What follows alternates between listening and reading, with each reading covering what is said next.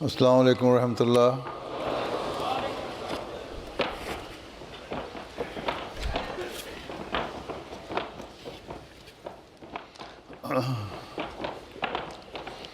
اشہد ان لا الہ الا اللہ وحدہ لا شریک لہ واشہد ان محمدا عبدہ ورسولہ اما بعد فاعوذ باللہ من الشیطان الرجیم بسم اللہ الرحمن الرحیم الحمد للہ رب العالمین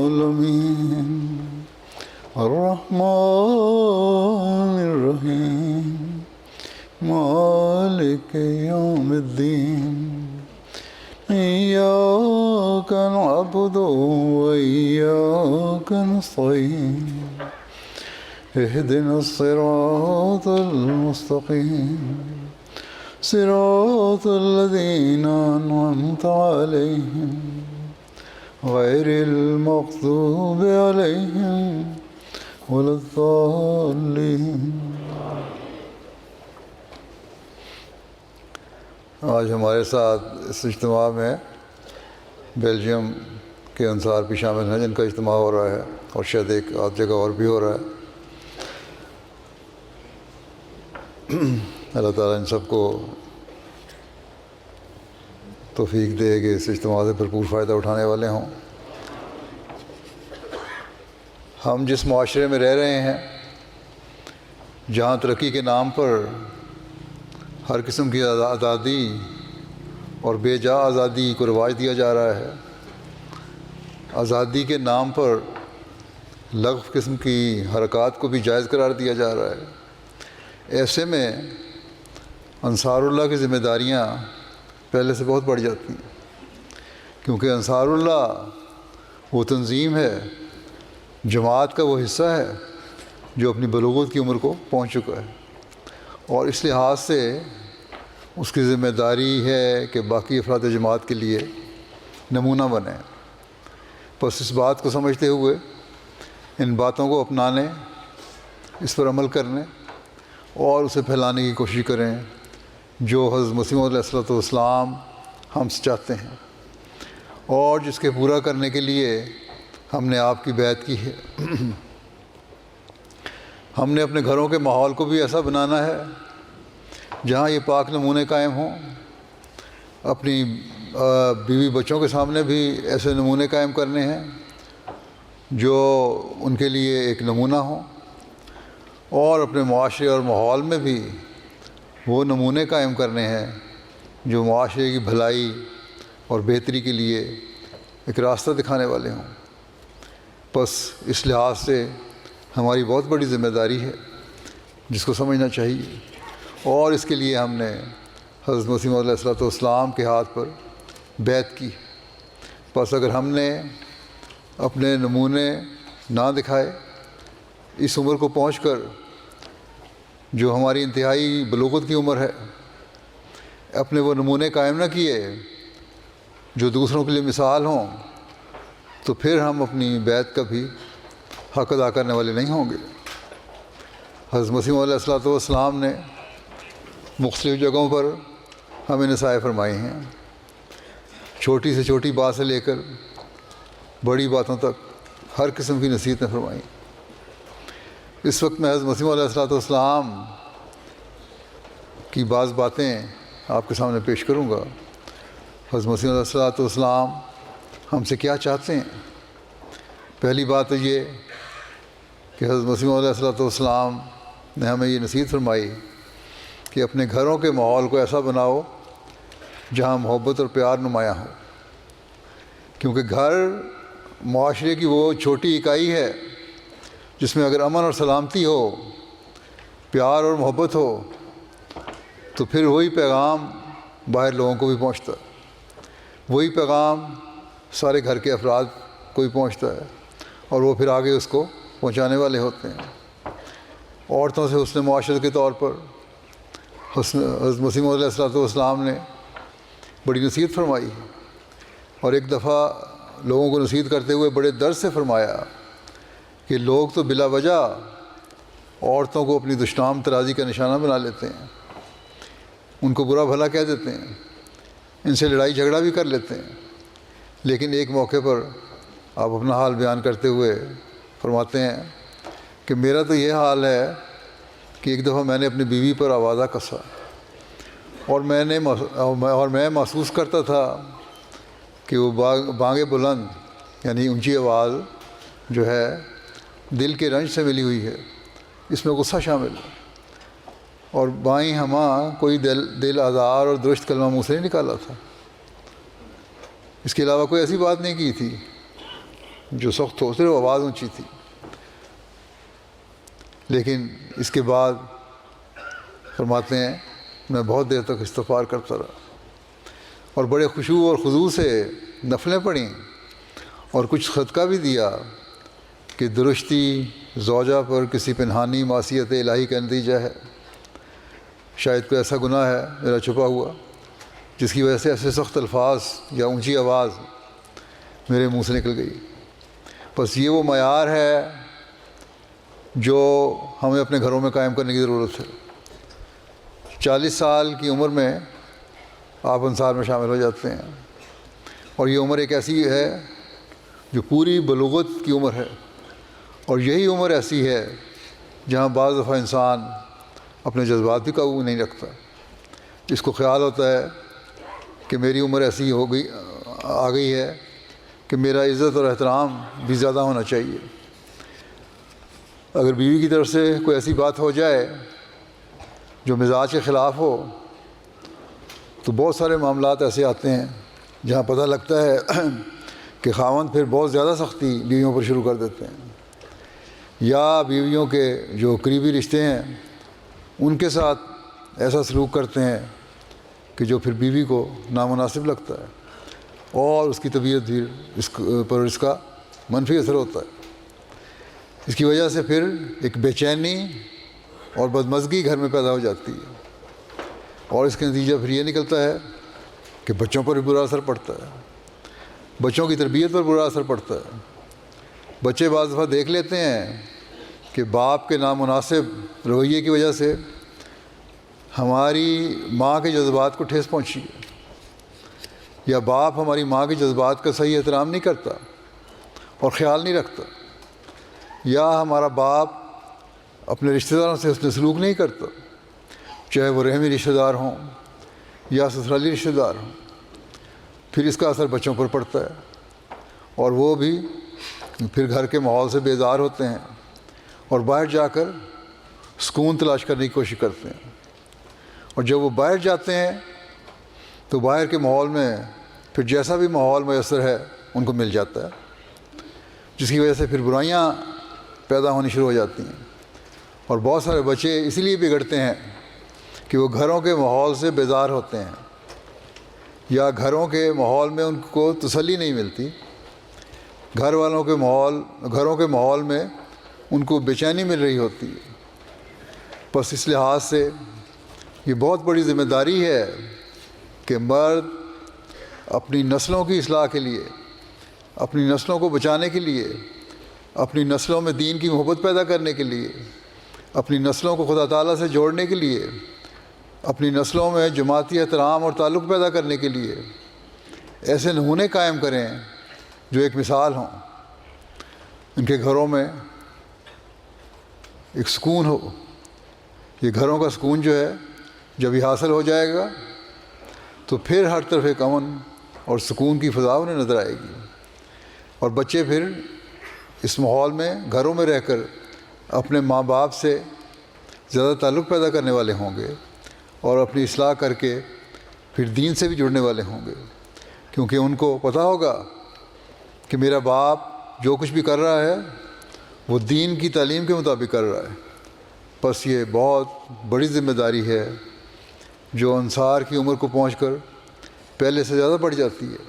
بے شک خدام الحمدیہ کی بھی ذمہ داری ہے، ان کے بچے چھوٹے بچے ہوتے ہیں، بیویوں کے ساتھ حسن سلوک کریں خدام بھی، تاکہ بچپن سے ہی گھروں کا پرسکون ماحول نظر آئے، لیکن انصار کی عمر کو پہنچ کر بچے بہت حد تک باشعور ہو جاتے ہیں، بلکہ بالغ ہو جاتے ہیں۔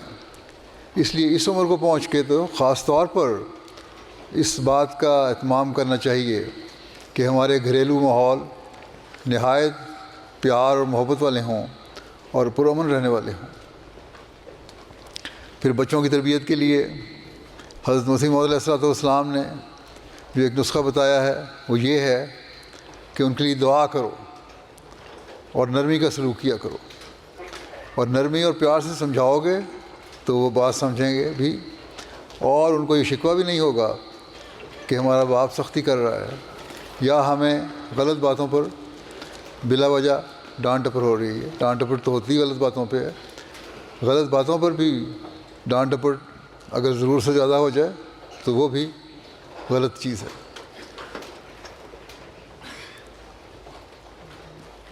غلط بات ہی ہے، جیسا کہ میں نے کہا، اس پہ ڈانٹ ٹپٹ ہوتی ہے، اچھی باتوں پہ تو کوئی نہیں ڈانٹتا، لیکن اس کا بھی اگر صحیح موقع پر نہیں ہو، صحیح طریقے سے نہ ہو تو بچوں پر برا اثر پڑتا ہے۔ اس لیے ہمیشہ اس بات کی کوشش کرنی چاہیے کہ کسی قسم کی غلط باتیں نہ ہوں، بلا وجہ کی ڈانٹ ڈپٹ نہ ہو۔ حضرت مسیح علیہ السلام فرماتے ہیں کہ ہدایت اور تربیت حقیقی خدا تعالیٰ کا فعل ہے۔ سخت پیچھا کرنا اور ایک امر پر اصرار کو حد سے گزار دینا، یعنی بات بات پر بچوں کو روکنا اور ٹوکنا، یہ ظاہر کرتا ہے کہ گویا ہم ہی ہدایت کے مالک ہیں اور ہم اس کو اپنی مرضی کے مطابق ایک راہ پر لے آئیں گے۔ یہ ایک قسم کا شرک خفی ہے، اس سے ہماری جماعت کو پرہیز کرنا چاہیے۔ آپ فرماتے ہیں اس سے ہماری جماعت کو پرہیز کرنا چاہیے۔ فرمایا ہم تو اپنے بچوں کے لیے دعا کرتے ہیں اور سرسری طور پر قواعد اور آداب تعلیم کی پابندی کراتے ہیں، بس اس سے زیادہ کچھ نہیں۔ پھر اپنا پورا بھروسہ اللہ تعالیٰ پر رکھتے ہیں، اور جیسا کسی میں سعادت کا تخم ہوگا وقت پر سرسبز ہو جائے گا۔ پھر آپ نے یہ بھی فرمایا کہ بچوں کے لیے دعا کرنی چاہیے۔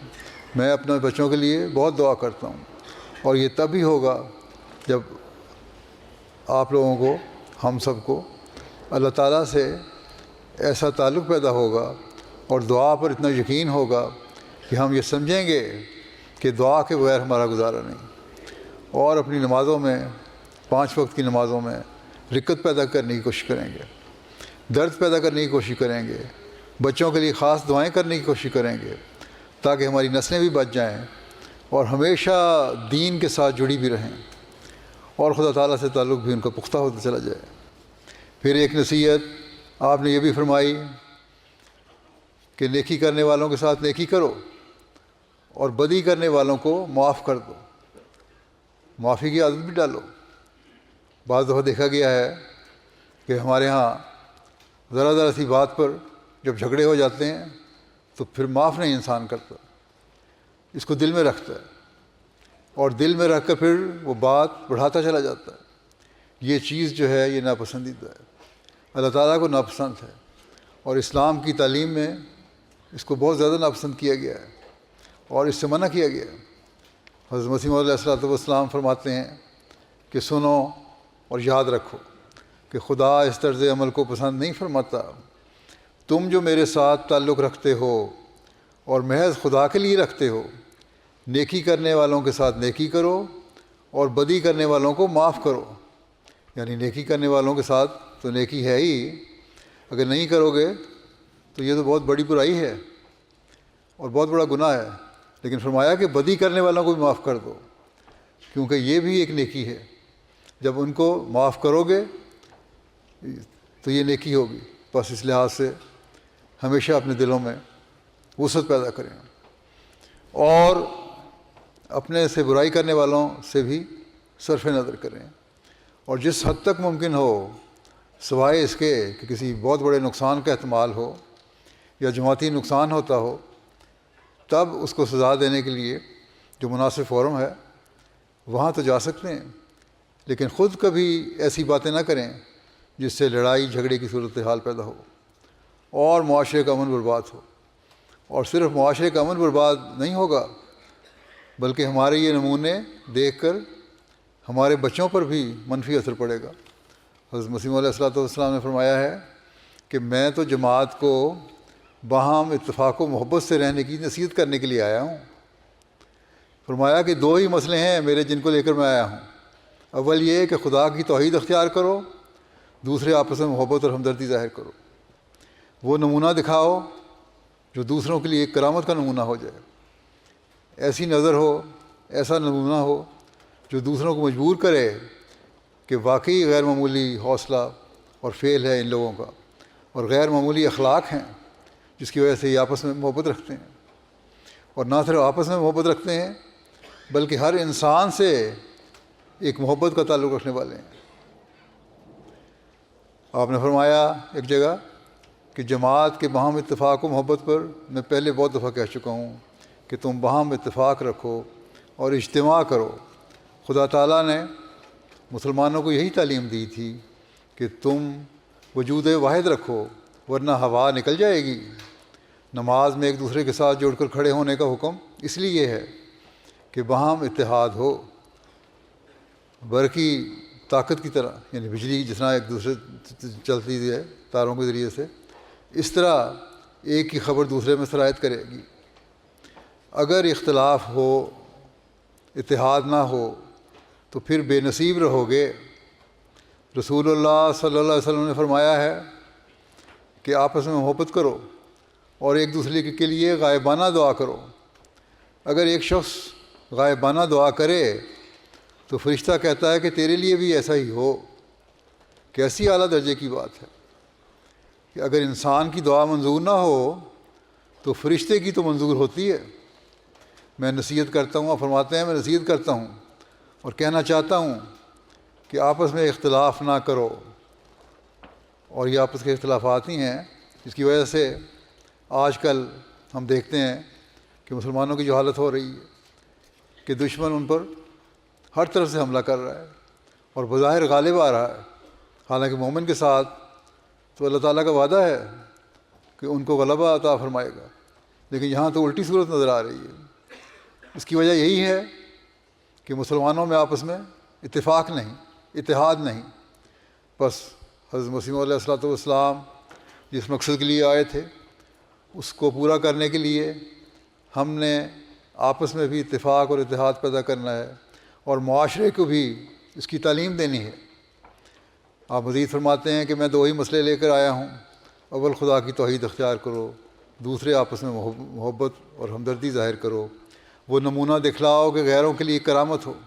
یہی دلیل تھی، آپ فرماتے ہیں کہ یہی دلیل تھی جو صحابہ میں پیدا ہوئی تھی۔ کنتم اعداء فألف بین قلوبکم، یاد رکھو تالیف ایک اعجاز ہے۔ فرمایا کہ یاد رکھو جب تک تم میں سے ہر ایک ایسا نہ ہو کہ جو اپنے لیے پسند کرتا ہے وہی اپنے بھائی کے لیے پسند کرے، وہ میری جماعت میں سے نہیں ہے، وہ مصیبت اور بلا میں ہے، اس کا انجام اچھا نہیں۔ بس یہ بہت بڑی بات، بہت بڑی تنبیہ ہے۔ اللہ تعالیٰ نے تو یہ فرمایا ہے کہ تم لوگ آپس میں دشمن تھے اور تمہارے درمیان الفت پیدا کرنے کے لیے ایک دین قائم کیا، اس میں اسلام کی تعلیم بھیجی حضرت صلی اللہ علیہ وسلم کے ذریعے سے، اور پھر اس زمانے میں حضرت مسیح علیہ الصلوۃ والسلام کے ذریعے سے اس دشمنی کو ختم کرنے کے لیے تمہیں ایک بنانے کے لیے تعلیم دی۔ اب تمہارا کام ہے کہ اس دشمنی کو کلیتاً مٹا دو اور آپس میں محبت اور پیار پیدا کرو۔ پھر آپ فرماتے ہیں کہ یاد رکھو بغض کا جدا ہونا مہدی کی علامت ہے، یعنی مہدی کے آنے کی علامت یہ ہے کہ جو اس کی جماعت میں شامل ہوں گے ان کا آپس کا بغض ختم ہو جائے گا۔ تو تم نے جو مہدی کو منظور کیا ہے تو آپس کے جھگڑوں اور کینوں اور بغضوں کو دور کرنا پڑے گا۔ فرمایا کہ کیا وہ علامت پوری نہیں ہوگی؟ ضرور پوری ہوگی۔ اور فرمایا کہ میں امید رکھتا ہوں کہ میرے وجود سے انشاءاللہ ایک صالح جماعت پیدا ہوگی۔ بس اگر ہم نے حضرت مسیح علیہ السلام کی صالح جماعت میں شامل ہونا ہے تو آپس کے بغضوں کو بھی دور کرنا ہوگا۔ فرمایا کہ باہمی عداوت کا سبب کیا ہے؟ بخل، رعونت ہے، خود پسندی ہے، جذبات ہیں۔ فرمایا کہ جو اپنے جذبات پر قابو نہیں پا سکتے اور باہم محبت اور اخوت سے نہیں رہ سکتے، جو ایسے ہیں وہ یاد رکھیں کہ وہ چند روز مہمان ہیں جب تک کہ عمدہ نمونہ نہ دکھائیں۔ وہ ظاہری میں تو یہ کہتے رہیں گے کہ ہم جماعت میں شامل ہیں، لیکن حقیقت میں وہ اپنی زندگی تک ہی مہمان ہیں، چاہے وہ زندہ رہنے تک اپنے آپ کو احمدی کا ہونے کا دعویٰ کرتے رہیں، جب تک کہ وہ عمدہ نمونہ نہ دکھا کر اس تعلیم پر عمل نہ کریں، وہ احمدی ہونے کا حق ادا نہیں کرتے، جس کی تعلیم ہمیں حضرت مسیح علیہ السلام نے اسلامی تعلیم کی روشنی میں دی ہے۔ اللہ تعالیٰ کی نظر میں احمدی نہیں ہے ایسے لوگ۔ فرمایا میں کسی کے سبب سے اپنے اوپر اعتراض لینا نہیں چاہتا۔ ایسا شخص جو میری جماعت میں ہو کر میرے منشا کے موافق نہ ہو وہ خشک ٹہنی ہے، اس کو اگر باغبان کاٹے نہیں تو کیا کرے؟ پھر آپ نے فرمایا، ایک نصیحت یہ فرمائی کہ دنیا کو مقصود بذات نہ بناؤ بلکہ دین کو بناؤ، اور دنیا اس کے لیے بطور خادم اور مرکب ہے۔ وضاحت کرتے ہوئے آپ نے فرمایا کہ مومن کو چاہیے کہ جد و جہد سے کام کرے، لیکن جس قدر مرتبہ مجھ سے ممکن ہے یہی کہوں گا، یعنی بے شمار دفعہ بھی کہنا پڑے تو یہی کہوں گا کہ دنیا کو مقصود بذات نہ بنا لو، دین کو مقصود بذات ٹھہراؤ، اور دنیا اس کے لیے بطور خادم اور مرکب کے ہو، خادم کے طور پر ہو۔ دنیا کی چیزیں مل کر دین کی خادم بننے والی چیزیں بن جائیں۔ یہ اسباب جو ہیں یہ دین سے دور ہٹانے والے نہ ہوں، بلکہ یہ دین کی خدمت کرنے کے لیے مقرر کیے گئے ہیں، ان سے فائدہ اٹھاؤ۔ فرمایا کہ دولت مندوں سے بسا اوقات ایسے کام ہوتے ہیں کہ غریبوں اور مفلسوں کو وہ موقع نہیں ملتا۔ رسول اللہ صلی اللہ علیہ وسلم کے وقت میں خلیفہ اول نے یعنی حضرت ابوبکر صدیق جو بڑے ملک التجار تھے، مسلمان ہو کر لا نظیر مدد کی، اور آپ کو یہ مرتبہ ملا کہ صدیق کہلائے اور پہلے رفیق اور خلیفہ اول ہوئے۔ یہ مقام حضرت خلیفہ اول کو اس لیے ملا، آپ فرماتے ہیں کہ یہ مقام حضرت خلیفہ اول کو اس لیے ملا کہ آپ نے دین کو دنیا پر مقدم کرنے کا جو عہد کیا تھا اس کو پورا کیا، اور اگر ہر شخص اس عہد کو پورا کرتا رہے گا تو اس کو بھی حفظ مراتب کے طور پر اللہ تعالیٰ اپنے فضل سے نوازتا رہے گا۔ جو اس کا مقام ہے، جیسا جیسا اس کو نیکیاں ہیں اس کے مطابق اللہ تعالیٰ ان کو نوازتا چلا جائے گا۔ یہ نہیں کہ اللہ تعالیٰ بغیر نوازے چھوڑے۔ پھر ایک جگہ نصیحت کرتے ہوئے آپ نے فرمایا کہ جہنم کیا چیز ہے؟ فرمایا کہ ایک جہنم تو وہ ہے جس کا مرنے کے بعد اللہ تعالیٰ نے وعدہ دیا ہے، اور دوسری یہ زندگی بھی اگر خدا تعالیٰ کے لیے نہ ہو تو جہنم ہے۔ اللہ تعالیٰ کو مقدم رکھو گے تو جنت ملے گی، نہیں تو جہنم ہے۔ اللہ تعالیٰ نے فرمایا کہ اللہ تعالیٰ ایسے انسان کو تکالیف سے بچانے اور آرام دینے کے لیے متولی نہیں ہوتا۔ یہ خیال مت کرو کہ کوئی ظاہری دولت یا حکومت، مال و عزت، اولاد کی کثرت کسی شخص کے لیے کوئی راحت یا اطمینان یا سکینت کا موجب ہو جاتی ہے، اور وہ دم نقد بہشت ہی ہوتا ہے۔ نہیں، ہرگز نہیں۔ وہ اطمینان، تسلی اور تسکین جو بہشت کی علامات میں سے ہیں ان باتوں سے نہیں ملتی، وہ خدا ہی میں زندہ رہنے اور مرنے سے مل سکتی ہیں، جس کے لیے انبیاء علیہ السلام خصوصاً ابراہیم اور یعقوب علیہ السلام کی یہی وصیت تھی کہ لا تموتن الا وانتم مسلمون، کہ جب تک فرمانبرداری نہ ہو اس وقت تک مرنا نہیں، یعنی اپنے مرنے تک تم نے فرمانبردار رہنا ہے۔ فرمایا کہ لذات دنیا تو ایک قسم کی ناپاک حرص پیدا کر کے طلب اور پیاس کو بڑھا دیتی ہیں۔ استسقاء کے مریض کی طرح پیاس نہیں بجھتی، جس کو پانی پیاس کا مرض ہوتا ہے اس کی پیاس نہیں بجھتی، اس طرح اس کی بھی پیاس نہیں بجھتی دنیا کی۔ دنیا میں ڈوبتے چلے جاؤ گے، دنیا کی لالچ تو اور لالچ کی طرف لے جاتی رہے گی، اور ایک پیاس کے مریض کی طرح انسان یہی چاہے گا کہ میں دولت کو حاصل کرتا ہی چلا جاؤں، پانی کو پیتا ہی چلا جاؤں، اور فرمایا کہ پیاس نہیں بجھتی یہاں تک کہ ہلاک ہو جاتا۔ بس دولت کا بھی یہی حال ہے کہ انسان دولت کے پیچھے اپنے آپ کو ہلاک کر لیتا ہے۔ فرمایا کہ یہ بے جا آرزوؤں اور حسرتوں کی آگ بھی من جملہ اسی جہنم کی آگ ہے کہ جو انسان کے دل کو راحت اور قرار نہیں لینے دیتی، بلکہ اس کو ایک تذبذب اور اضطراب میں غلطاؤں اور پیچان رکھتی ہے۔ اس لیے میرے دوستوں کی نظر سے یہ امر پوشیدہ نہ رہے۔ فرماتے ہیں میرے دوستوں کی نظر سے یہ امر پوشیدہ نہ رہے۔ فرمایا میرے دوستوں کی نظر سے یہ امر ہرگز پوشیدہ نہ رہے کہ انسان مال و دولت یا زن و فرزند کی محبت کے جوش اور نشے میں ایسا دیوانہ اور از خود رفتہ ہو جائے کہ اس میں اور خدا تعالیٰ میں ایک حجاب پیدا ہو جائے۔ مال اور اولاد اسی لیے تو فتنہ کہلاتی ہے، اس سے بھی انسان کے لیے ایک دوزخ تیار ہوتا ہے، اور جب وہ ان سے الگ کیا جاتا ہے تو سخت بے چینی اور گھبراہٹ ظاہر کرتا ہے۔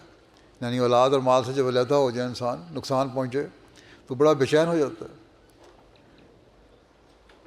پھر قرآن کریم پڑھنے کی طرف نصیحت کرتے ہوئے آپ فرماتے ہیں کہ دن رات تم قرآن کریم کو پڑھو، یہ حربہ اپنے ہاتھ میں لے لو، کیونکہ تمہاری فتح اسی کے ذریعے سے ہونی ہے۔ قرآن کریم کی تعلیم کو پڑھو، اس پر عمل کرو گے تو تمہاری فتح ہوگی۔ فرمایا اگر ہمارے پاس قرآن نہ ہوتا اور حدیثوں کے مجموعے ہی مایہ ناز ایمان و اعتقاد ہوتے تو ہم قوموں کو شرمساری سے منہ بھی نہ دکھا سکتے۔ فرمایا کہ میں نے قرآن کریم کے لفظ پر غور کیا، تب مجھ پر کھلا کہ اس مبارک لفظ میں ایک زبردست پیش گوئی ہے۔ وہ یہ ہے کہ یہ قرآن، یہی قرآن یعنی پڑھنے کے لائق کتاب ہے، اور ایک زمانے میں تو اور بھی زیادہ پڑھنے کے قابل کتاب ہوگی، جبکہ اور کتابیں بھی پڑھنے میں اس کے ساتھ شریک کی جائیں گی۔ اس وقت اسلام کی عزت بچانے کے لیے اور بطلان کا استحصال کرنے کے لیے یہی ایک کتاب پڑھنے کے قابل ہوگی، اور دیگر کتابیں قطعاً چھوڑ دینے کے لائق ہوں گی۔ فرقان کے بھی یہی معنی ہیں، یعنی یہی کتاب حق و باطل میں فرق کرنے والی ٹھہرے گی، اور کوئی حدیث کی یا اور کوئی کتاب اس حیثیت اور پائے کی نہ ہوگی۔ اس لیے اب سب کتابیں چھوڑ دو اور رات دن کتاب اللہ ہی کو پڑھو۔ بڑا بے ایمان ہے وہ شخص جو قرآن کریم کی طرف التفات نہ کرے اور دوسری کتابوں پر ہی رات دن جھکا رہے۔ ہماری جماعت کو چاہیے، فرماتے ہیں کہ ہماری جماعت کو چاہیے کہ قرآن کریم کے شغل اور تدبر میں جان و دل سے مصروف ہو جائیں اور حدیثوں کے شغل کو ترک کر لیں۔ بڑے تأسف کا مقام ہے کہ قرآن کریم کا وہ تدارس نہیں کیا جاتا، اس طرح نہیں پڑھا جاتا جو احادیث کا کیا جاتا ہے۔ اس وقت قرآن کریم کا حربہ ہاتھ میں لو تو تمہاری فتح ہے، اس نور کے آگے کوئی ظلمت نہ ٹھہر سکے گی۔ بس فرمایا کہ قرآن کریم کو اول فوقیت دو، حدیثوں کو اتنا اپنے اوپر سوار نہ کرو کہ حدیث میں یہ آیا ہے۔ قرآن کریم کی تعلیم پر غور کرو، اس پر عمل کرو، اس کی تشریح دیکھو، اس کی تفسیر دیکھو، اور ہاں دوسری جگہ یہ بھی فرمایا کہ جو حدیثیں قرآن کریم کی تائید کرتی ہیں، اس کی تشریح کرتی ہیں، ان کو مانو۔ لیکن یہ کہنا کہ یہ حدیث میں آیا ہے اور اس کی سمجھ بھی تمہیں نہ آئے اور حدیث قرآن سے ٹکراتی ہے تو وہ حدیث قابل قبول نہیں ہے۔ بس اصل حقیقت، اصل چیز قرآن کریم ہے۔ قرآن کریم کو پڑھنے کی طرف توجہ دینی چاہیے، اور خاص طور پر انصار کو اس طرف خاص توجہ دینی چاہیے، اور نہ صرف خود توجہ دینی چاہیے بلکہ اپنے بچوں کو بھی اس طرف توجہ دلانی چاہیے تاکہ وہ بھی قرآن کریم پڑھیں اور اپنی حالتوں کو بہتر کریں۔ پھر بیعت کی اہمیت کے بارے میں آپ فرماتے ہیں تم نے میرے سے بیعت کی ہے تو حقیقی بیعت کس طرح ہو سکتی ہے؟ اور حقیقی بیعت نہیں تو صرف پوسٹ ہے، یہ صرف ایک شیل ہے جو تم نے اپنے اوپر اوڑھ لیا ہے، چڑھایا ہوا ہے، جس کے اندر تم چلے گئے ہو، اس کی حقیقت کچھ نہیں ہے۔ فرمایا کہ جو بیعت اور ایمان کا دعویٰ کرتا ہے اس کو ٹٹولنا چاہیے کہ کیا میں چھلکا ہی ہوں یا مغز، صرف اوپر شیل ہے تمہارے یا اندر گودا بھی ہے اس کے۔ خول چڑھا ہوا ہے، یا اس کے اندر حقیقت میں وہ معرفت بھی ہے جو ایک بیعت کرنے والے کو حاصل ہونی چاہیے، اور وہ مغز بھی ہے جو بیعت کرنے والے میں موجود ہونا چاہیے، جس کا اظہار اس کے ہر عمل سے ہونا چاہیے۔ فرمایا کہ جب تک مغز پیدا نہ ہو، ایمان، محبت، اطاعت، بیعت، اعتقاد، مریدی، اسلام کا سچا مدعی کچھ نہیں۔ یہ سب باتیں ختم ہیں اگر مغز نہیں ہے۔ یاد رکھو کہ سچی بات ہے کہ اللہ تعالیٰ کے حضور مغز کے سوا چھلکے کی کچھ بھی قیمت نہیں۔ خوب یاد رکھو کہ معلوم نہیں موت کس وقت آ جائے، اور خاص طور پر انصار کی عمر کو پہنچنے کے بعد کچھ پتہ نہیں ہوتا، لیکن یہ یقینی امر ہے کہ موت ضرور ہے۔ بس نرے دعوے پر ہرگز کفایت نہ کرو اور خوش نہ ہو جاؤ، وہ ہرگز فائدہ رساں چیز نہیں جب تک انسان اپنے آپ پر بہت سی موتیں وارد نہ کرے اور بہت سی تبدیلیوں اور انقلابات میں سے ہو کر نہ نکلے اور انسانیت کے اصل مقصد کو نہیں پا سکتا۔ فرمایا انسان کے معنی اصل میں یہ ہیں کہ انسان انس سے لیا گیا ہے، یعنی جس میں دو حقیقی انس ہوں گے، ایک اللہ تعالیٰ سے اور دوسرا بنی نوع کی ہمدردی سے۔ ایک اللہ تعالیٰ کی محبت، دوسری بنی نوع کی ہمدردی اور محبت۔ جب یہ دونوں انس اس میں پیدا ہو جائیں اس وقت انسان کہلاتا ہے انسان، اور یہی وہ بات ہے جو انسان کا مغز کہلاتی ہے۔ اگر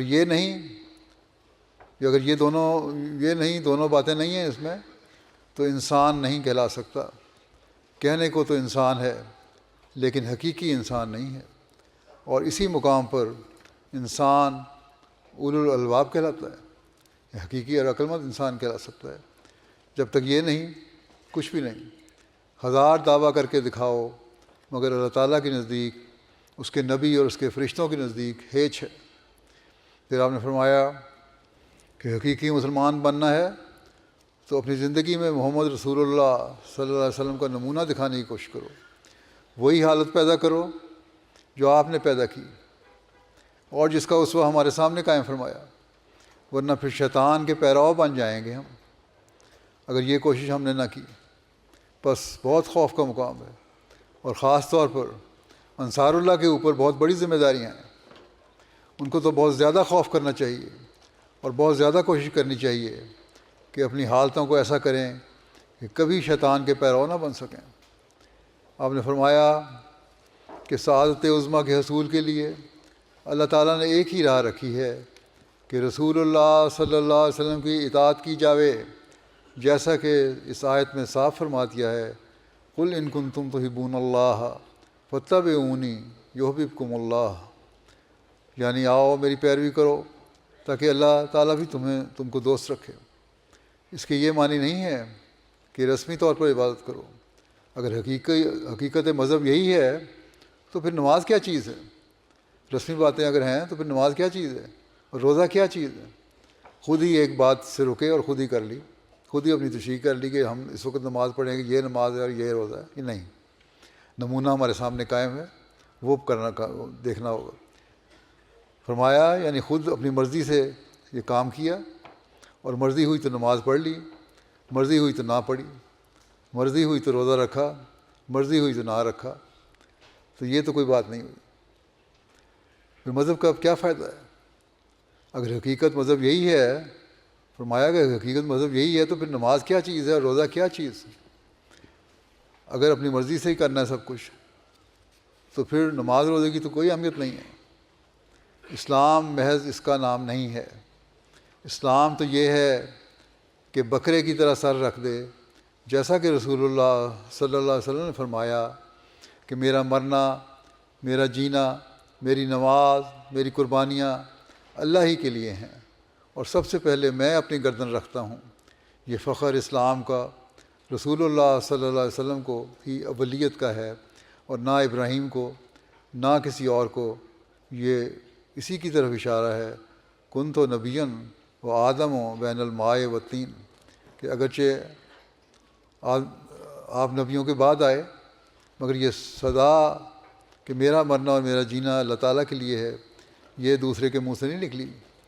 اور فرمایا کہ دنیا کی حالت کو دیکھو کہ ہمارے نبی کریم صلی اللہ علیہ وسلم نے تو اپنے عمل سے یہ دکھایا کہ میرا مرنا اور جینا سب کچھ اللہ تعالیٰ کے لیے ہے، اور یا اب دنیا میں مسلمان موجود ہیں، کسی سے کہا جائے کہ کیا تو مسلمان ہے تو کہتا ہے کہ الحمدللہ۔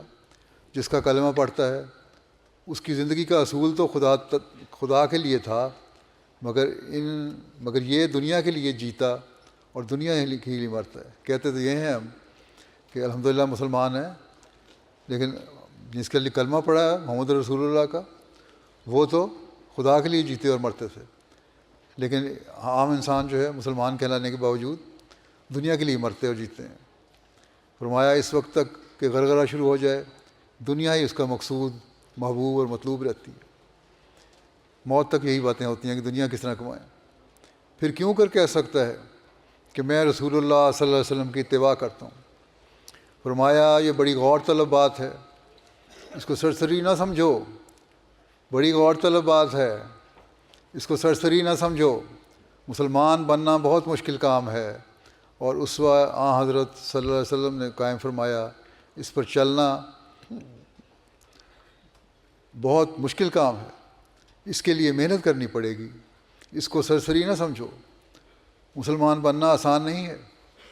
رسول اللہ صلی اللہ علیہ وسلم کی اطاعت اور اسلام کا نمونہ جب تک اپنے اندر پیدا نہ کرو مطمئن نہ ہو۔ بس یہ بہت اہم بات ہے، بہت ڈرانے والی بات ہے، بہت توجہ دلانے والی بات ہے۔ اس کی طرف ہمیں توجہ رکھنی چاہیے۔ اگر ہم نے اپنی زندگیوں کو یہ چند باتیں جو میں نے کی ہیں اس کے مطابق ڈھال لیا تو ہم سمجھ لیں کہ ہم نے اپنی بیعت کے حق کو بھی پورا کیا اور انصار اللہ ہونے کا حق بھی ادا کر دیا۔ اللہ تعالیٰ اس حق کو ادا کرنے کی ہر ایک کو توفیق عطا فرمائے۔ آخر میں حضرت مسیح علیہ السلام کا ایک اقتباس اور پڑھتا ہوں۔ آپ فرماتے ہیں تمام کامیابیاں ہماری معاشرت اور آخرت کے تعاون پر ہی موقوف ہو رہی ہیں۔ کیا کوئی اکیلا انسان کسی کام دین یا دنیا کو انجام دے سکتا ہے؟ ہرگز نہیں۔ کوئی کام دینی ہو یا دنیاوی بغیر معاونت باہمی کے چل ہی نہیں سکتا۔ ہر ایک گروہ کے جس کا مدعا اور مقصد ایک ہے مثل اعضاء یکدیگر ہے، اور ممکن نہیں۔ مختلف اعضاء ہیں لیکن جسم ایک ہے۔ جو کوئی فعل جو متعلق غرض مشترک اس گروہ کے ہے بغیر معاونت باہمی ان کے بخوشی اور خوش اسلوبی ہو سکے۔ کوئی کام جو مشترک کام ہے بغیر باہمی معاونت کے، ایک دوسرے کی مدد کرنے کے، خوش اسلوبی سے سر انجام نہیں پا سکتا۔ بس آپس میں معاونت ضروری ہے۔ فرمایا کہ بالخصوص جس قدر جلیل القدر کام ہے اور جس کی علت غائی، جس کا آخری نتیجہ کوئی فائدہ عظیمہ جمہوری ہے، یعنی بہت بڑا فائدہ جو پوری قوم کو ملنے والا ہے، وہ تو بجوز جمہوری اعانت کے کسی طور پر انجام پذیر نہیں ہو سکتا۔ قوم کا فائدہ اٹھانے کے لیے پوری قوم کو اکٹھا ہو کے کام کرنا پڑے گا، اور صرف ایک ہی شخص اس کا متحمل نہیں ہو سکتا، اور نہ کبھی ہوا۔ انبیاء علیہ السلام جو توکل اور تفویض اور تحمل اور مجاہدات افعال غیر میں سب سے بڑھ کر ہیں، ان کو بھی برائے اسباب ظاہری من انصاری اللہ کہنا پڑا۔ انبیاء نے بہت سارے کام کیے، ان کو اللہ تعالیٰ نے سپرد کیے، ان سے وعدے بھی کیے، لیکن انہوں نے بھی جماعت کٹھی کی اور کہا کہ من انصاری اللہ۔ خدا نے بھی اپنے قانون شریف میں بتصدیق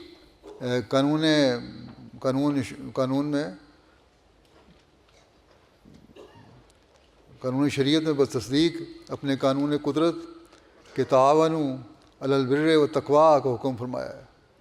بس جب ہم نے اپنے آپ کو انصار اللہ کہا ہے اور نانو انصار اللہ کا نعرہ لگایا ہے، تو ہمیں پھر حضرت مسیح علیہ السلام کی جماعت میں ہونے کا حق اور انصار اللہ ہونے کا حق ادا کرنے کے لیے اپنی بھرپور کوشش کرنی چاہیے۔ اللہ تعالیٰ اس کی ہمیں توفیق عطا فرمائے۔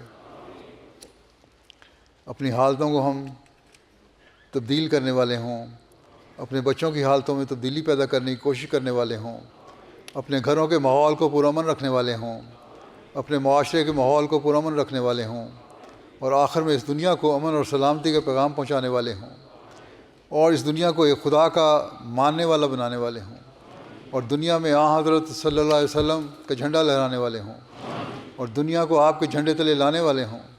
اللہ تعالیٰ کرے کہ ہم ہمیشہ ایسے ہی انصار بن کر رہیں۔ آمین۔ اب دعا کر لیں۔